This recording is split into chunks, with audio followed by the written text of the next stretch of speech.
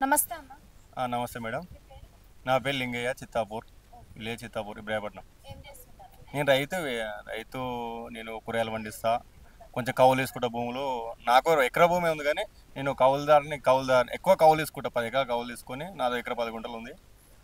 దానివల్ల దాని పక్కబడి భూములు తీసుకొని వ్యవసాయం చేస్తా. రైతు బార్లు అమ్ముకుంటా నేను వచ్చి. ఓకే.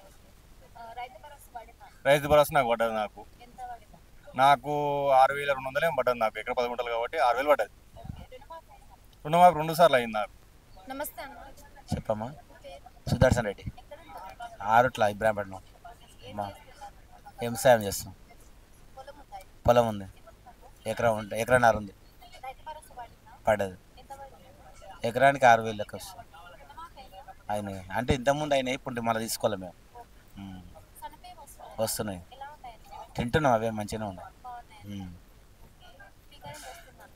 కాఫీరే వస్తుంది, జీరోగా. ముందు ఎంత ఖరీదు వస్తుంది? ముందు 600, 400, 500 కాల్స్కం బట్టి వచ్చింది. ఇప్పుడు జీరో వస్తుంది. ఉమ్.